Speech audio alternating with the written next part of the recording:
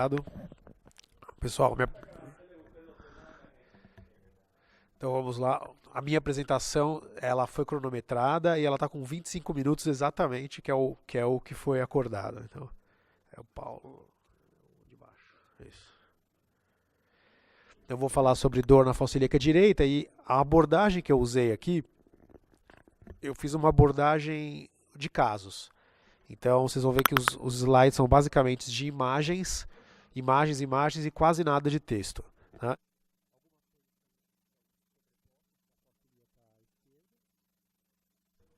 Algumas coisas são sobrepostas com a fossa ilíaca esquerda, porque, obviamente, patologias ovarianas e intestinais elas são bastante similares, mas tem coisas que são específicas da fossa ilíaca direita. Eu tenho alguns casos bem básicos, casos do dia a dia, e tenho casos mais difíceis, casos de complexidade maior. Então vamos lá. Ureterolitíase, o Dr. Antônio já mostrou muito bem, é praticamente igual, do lado esquerdo e do lado direito. Eu sempre gosto de falar o seguinte, tem 3 lugares que o ultrassom é muito bom para avaliação de ureterolitíase. Próximo à junção ureteropiélica, na JUP, junto ao cruzamento com os vasos ilíacos e na junção ureterovesical, na JUV. Então esses 3 locais são locais que o ultrassom consegue avaliar bem e são locais que os cálculos costumam impactar, costumam ficar presos. Então, para nossa felicidade, são locais que nós costumamos fazer diagnóstico. Né? Então, aqui não tem muito segredo, o doutor Antônio já mostrou. Né? Cálculo impactado no ureter proximal, próximo à junção ureteropiérica, um cálculo aí no meio do caminho, no ureter descendente, frente ao músculo psoas. Um cálculo junto ao cruzamento com os vasos ilíacos, né? Dá para ver o ureter dilatado e o cálculo aqui. E, por fim, um cálculo no ureter distal, próximo à junção ureterovesical. Tudo bem, isso aqui é do dia a dia. Toda vez que eu falo sobre ureterolitíase, eu gosto de mostrar um cálculo específico, que é o cálculo de indinavir. Então, pacientes HIV positivo, alguns deles fazem uso do indinavir, que é um inibidor de protease, utilizado em pacientes HIV positivo, e 20% desses pacientes podem formar cálculos de indinavir. E esses cálculos de indinavir, para nós ultrassonografistas, é importante que conhecemos, por quê? Porque os cálculos de indinavir podem ser radiotransparentes. Então, eles não aparecem na tomografia, não aparecem no raio-x e só aparecem no ultrassom. Então, olhem aqui esse caso. O paciente chegou com um quadro clínico de ureterolitíase e pediram uma tomografia. Na tomografia foi vista dilatação, que ia até aqui embaixo, até o ureter distal, mas não foi visto cálculo na tomografia. Então, falaram, não deve ser ureterolitíase. Aí alguém lembrou, não, peraí, esse paciente toma indinavir, vamos colocar no ultrassom. Colocou lá no ultrassom, e no ultrassom foi possível verificar um cálculo distal aqui que não era visível na tomografia. Então, um cálculo de indinavir que só aparece no ultrassom, pode ser radiopaco. Tá? Então, sempre lembrar desses casos. A clássica apendicite aguda, não vou me estender aqui muito, sei que é uma coisa mais fácil, é mais do dia a dia, né? Mas basicamente é o apêndice calibroso, o limite que a gente usa para chamar que o apêndice está calibroso, alguns autores usam de 6 milímetros, para dizer o calibre maior do apêndice, alguns autores estão passando a utilizar 7 milímetros. Conforme você aumenta o seu corte para considerar o calibre normal do apêndice, você vai perdendo em sensibilidade, mas vai ganhando especificidade. Então, o corte de 7 milímetros eu acho um corte bom, apesar da maioria dos autores ainda considerar 6, eu acho que considerar 7 o limite, você acrescenta mais especificidade para o diagnóstico. E lembrar sempre do Doppler, né? Então, no apendicite, além do apêndice estar calibroso, vai ter uma hiperecogenicidade da gordura adjacente, um espessamento da parede, e lembrar do Doppler. O Doppler pode ajudar muito, vem nessa hipervascularização parietal. Isso ajuda muito no diagnóstico da apendicite aguda. Né? Procurar pelo apendicolito, pode ser o responsável pela inflamação do apêndice, ou seja, né, uma estrutura hiperecogênica com sombra posterior, que pode ter obstruído o apêndice e gerado inflamação. Tá? E lembrar de um diagnóstico diferencial muito importante que a gente vê de vez em quando, que é a mucocele do apêndice. Então, às vezes, podemos ter acúmulo de mucina no apêndice, esse apêndice dilata, ele fica calibroso, ele fica com calibre aumentado, mas não é uma apendicite, não é um processo inflamatório agudo, é um acúmulo de mucina. Mas isso também pode gerar dor, o paciente pode vir ao pronto-socorro por isso, e a principal complicação é que essa mucocele se rompa, a mucina caia na cavidade e o paciente evolua para um pseudomixoma peritoneal. A diferença aqui é que o apêndice está calibroso, ele está distendido para o conteúdo líquido, que é a mucina, mas não tem nítidos sinais inflamatórios, não tem nítida hiperecogenicidade da gordura adjacente, o Doppler não vai mostrar hiperfluxo parietal, as paredes estão finas e bem delimitadas com a assinatura habitual. Então essa é a mucocele do apêndice. Né? A apendicite epiploica, o Dr. Antônio já mostrou muito bem, eu não vou me estender muito aqui. Né? Mesmo porque ela é mais frequente na fossa ilíaca esquerda do que na fossa ilíaca direita. Na fossa ilíaca direita é 1/4 dos casos, tá? Mas só para lembrar que a torção do apêndice epiploico dando esse formato, essa imagem oval hiperecogênica bem delimitada na borda antimesentérica do cólon, o paciente aponta o local de dor. Tá? Então aqui um casinho, né, aqui mostrando a apendicite epiploica e o apêndice secal normal. Tá? É importante caracterizar o apêndice secal normal para fazer o diagnóstico diferencial. Né? Aqui ó, os achados da tomografia, né? Uma imagem oval com atenuação de gordura e densificação da gordura adjacente, mostrando a apendicite epiploica. Legal, agora eu vou misturar apêndice com apêndice secal com apêndice epiploico. O apêndice secal, ele também tem apêndices epiploicos. Nós temos apêndices epiploicos em todo o cólon. O apêndice está ali no seco e ele também pode ter apêndices epiploicos. E o apêndice epiploico do apêndice pode torcer sem ser uma apendicite. Ficou muito confuso? Você pode ter o apêndice epiploico no apêndice, ele torce, mas o apêndice está normal, não tem inflamação do apêndice. Esse aqui foi um caso muito elegantemente aí demonstrado pelo Alexandre Maurano lá do Einstein, que mostrava um apêndice secal normal, com calibre normal, calibre preservado, com a parede fina, a gordura adjacente ao apêndice secal preservada, porém existia uma imagem típica de apendicite junto a ponta do apêndice. Uma imagem oval, hiperecogênica e bem delimitada, que é típica de uma apendicite, junto de um apêndice praticamente normal. Então esse ficou com o diagnóstico de uma apendicite do apêndice secal. Tem que ser muito corajoso para dar esse diagnóstico, por quê? Porque o tratamento de uma apendicite é anti-inflamatório e casa. E o tratamento de uma apendicite é cirurgia. Então é muito importante conseguir fazer essa diferenciação. Eu até queria que duvidassem do Alexandre Maurano e pedissem uma tomografia, até para documentar e tal, mas não duvidaram. Deram anti-inflamatório e mandaram o paciente para casa. E a gente soube depois que o paciente ficou bem. Tá? Aqui mais um exemplo de uma apendicite do apêndice secal. Olha só, apêndice secal bem caracterizado, calibre normal, fininho, com as paredes bem delimitadas. Mas ao redor do apêndice nós vemos o quê? Ó? Uma gordura inflamada e avaliando melhor essa gordura, uma forma oval e bem delimitada, típica de uma apendicite. Então, uma apendicite do apêndice secal. Tá? Torceu o apêndice epiploico, mas o apêndice secal, propriamente dito, está normal. Tá? Continuando na avaliação aí do intestino, famosa diverticulite de Meckel, né? Dor na fossa ilíaca direita, tem que sempre pensar em diverticulite de Meckel. O divertículo de Meckel nada mais é que um resquício do ducto ónfalo-mesentérico, um resquício embrionário, tá? Que não se fecha completamente e fica como se fosse um divertículo no ilho distal. E esse divertículo pode inflamar, assim como outros divertículos quaisquer.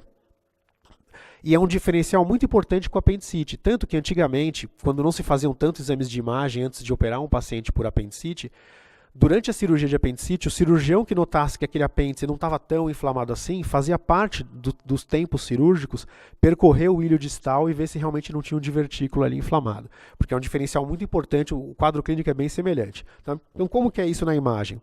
Na imagem você vai encontrar basicamente um divertículo em topografia de ilho distal, em topografia delgado distal, tá? Com alterações inflamatórias. Tem hiperecogenicidade da gordura adjacente, é onde o paciente aponta que tem a dor. E se você ainda encontrar o apêndice secal normal, você tem certeza que o seu apêndice está normal e que a dor dele vem realmente ali de onde ele aponta, que é um divertículo inflamado que sai de um delgado distal. Então, até que se prova o contrário, é uma diverticulite de Meckel, tá? Que é a tomografia do caso mostrando um divertículo em ilho distal, delgado distal, inflamado, com densificação da gordura adjacente, era uma diverticulite de Meckel. Aqui um outro caso que deu para ver bem a alça de delgado, então aqui uma alça de delgado, com o seu divertículo, hiperecogenicidade da gordura adjacente, era exatamente onde o paciente apontava que estava com dor. O apêndice secal foi caracterizado como normal, então, quadro clínico de realmente um diagnóstico de uma diverticulite de Meckel aí. Aqui a tomografia mais uma vez. É legal quando a gente faz esses diagnósticos e aí duvidam e mandam para a tomografia que a gente tem a confirmação, fica legal para mostrar na aula, né? Então aqui o ilho distal, né, e o divertículo aqui junto ao ilho distal com inflamação, tudo, então uma diverticulite de Meckel aí bem demonstrada. Né? E diverticulite no cólon direito? Nós sabemos que a diverticulite em geral ela é mais frequente no cólon esquerdo, né? Mas pode ter do lado direito? Pode, né? E eu gostaria de lembrar que esse grupo específico, que é um grupo de homens orientais não idosos, né? Na população oriental, 55 a 70% dos orientais têm divertículos no cólon direito.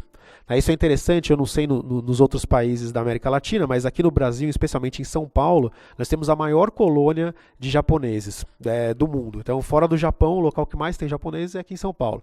Então, nós temos bastante experiência com pacientes orientais. Então é uma população que tem muito divertículo à direita. Só a título de comparação, a população branca em geral tem 1,5% de divertículos à direita. Tá? Então, lembrar pacientes um pouco mais jovens, homens e orientais, lembrar desse diagnóstico diferencial de diverticulite à direita. Os achados da diverticulite são os mesmos da diverticulite do cólon esquerdo, que o Dr. Antônio mostrou muito bem. Mas a diferença é que aqui vai estar junto do cólon direito. Então aqui no flanco direito te encontra um divertículo, paredes irregulares, hiperecogenicidade da gordura adjacente, coleções líquidas ao redor. Então, a diverticulite do cólon direito, né? Aqui a tomografia mostrando o divertículo inflamado no cólon direito. O divertículo inflamado no cólon direito, o ultrassom até conseguiu mostrar melhor o acúmulo líquido, melhor que a tomografia. A diverticulite de seco também é o mesmo achado, né? Tá aqui o seco. Tem um divertículo com paredes irregulares, alteração da gordura adjacente, pequeno acúmulo líquido ao redor. Então, uma diverticulite do seco. Né? Pode aparecer. E lembrar também do ultrassom transvaginal. Né? O Dr. Antônio Hall falou muito bem na ultrassonografia transvaginal sempre olhar os cólons. E eu também peguei essa mania de olhar os cólons, né, Hall? Toda vez que eu estou fazendo ultrassom transvaginal, eu olho o útero, anexos, e eu dou uma benzidinha nos cólons, ali no sigmoide, no seco.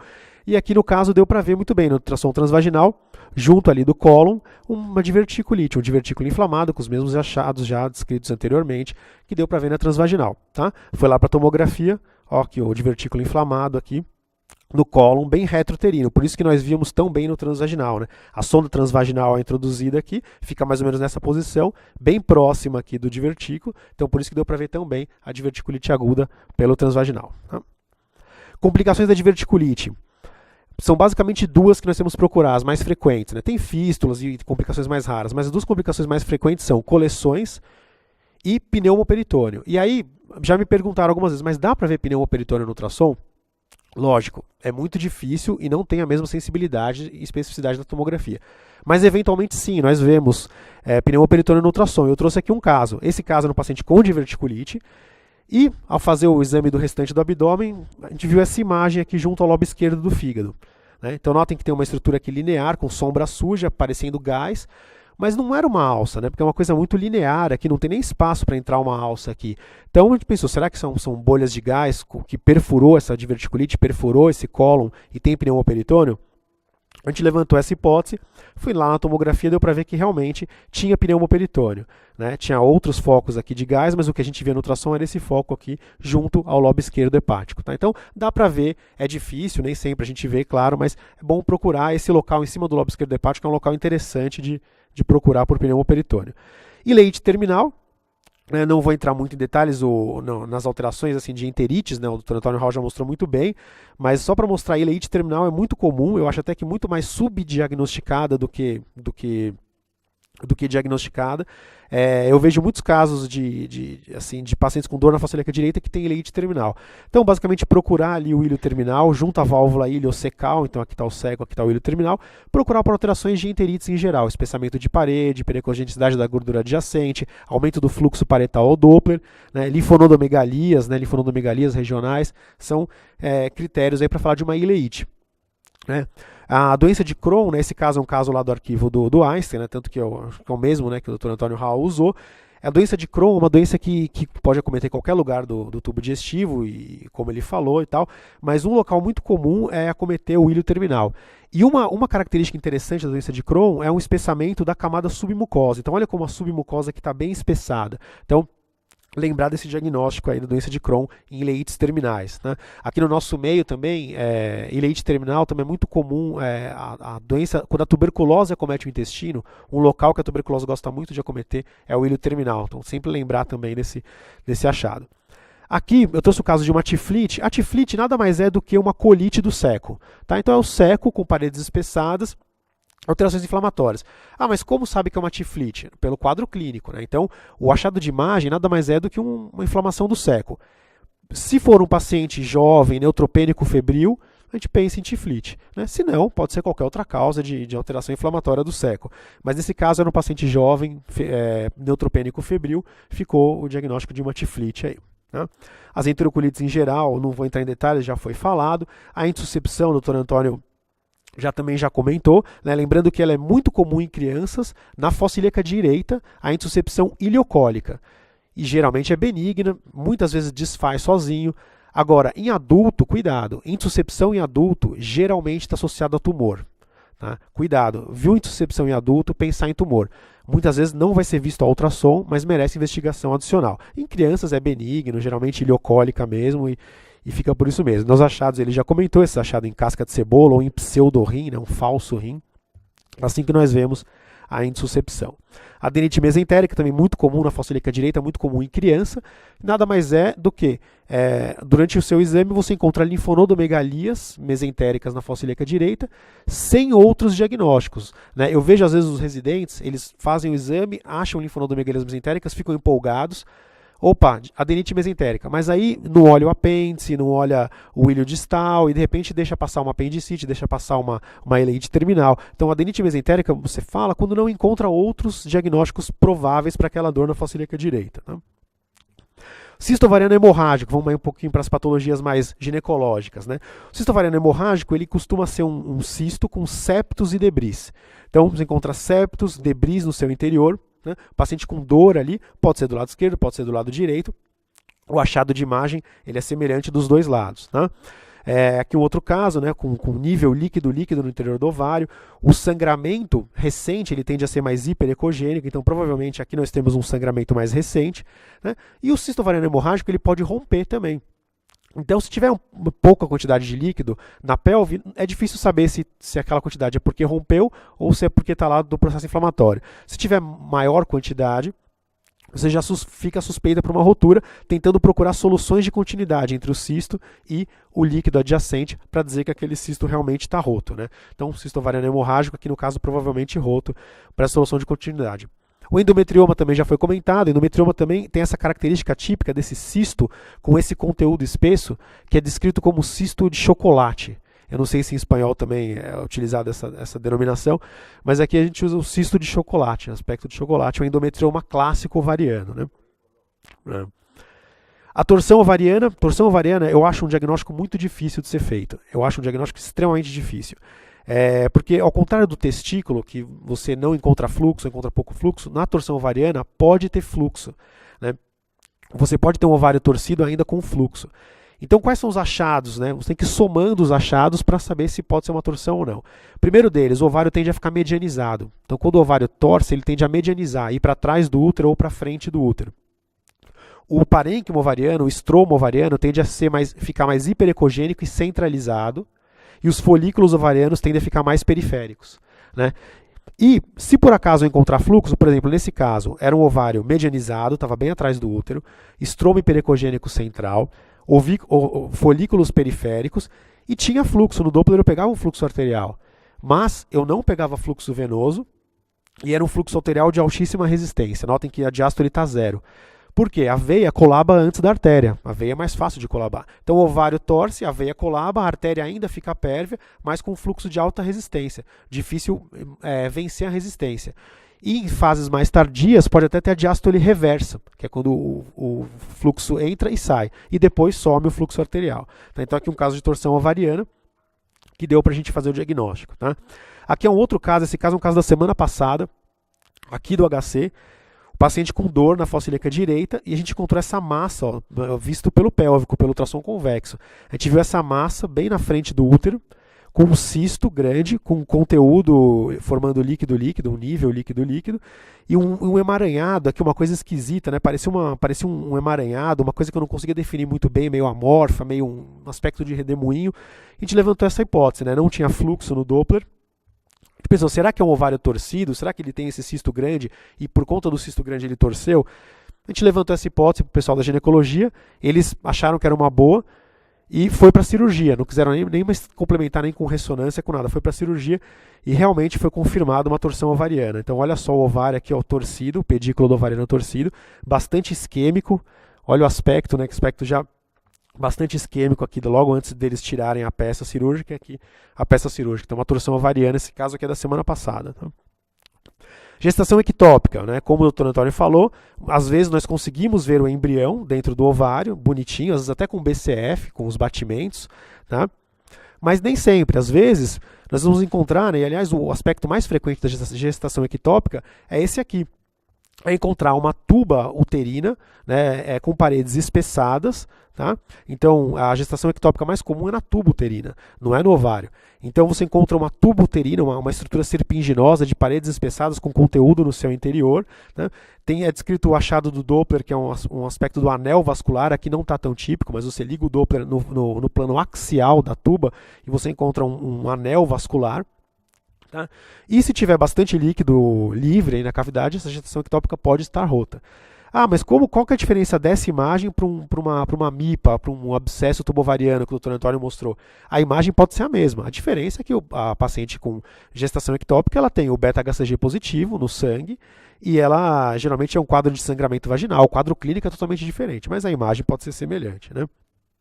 Aqui um abscesso tubovariano, ó, mostrando bastante aqui a tuba bastante dilatada, com conteúdo, septos em debris, bastante hipervascularizado. Então, um abscesso tubovariano numa MIPA, numa moléstia inflamatória pélvica, numa doença inflamatória pélvica, que é a principal função do ultrassom nesses casos, né? O diagnóstico de MIPA, de DIPA, é clínico. O ultrassom serve justamente para estadiar, dizer que tem abscessos, o tamanho do abscesso, para saber se vai intervir ou não, né? E aqui, estou terminando, né? O Dr. Antônio falou de patologias da parede abdominal. Eu queria mostrar esse caso porque era o seguinte, esse caso era uma paciente que chegou com dor abdominal inferior, dor na pelve.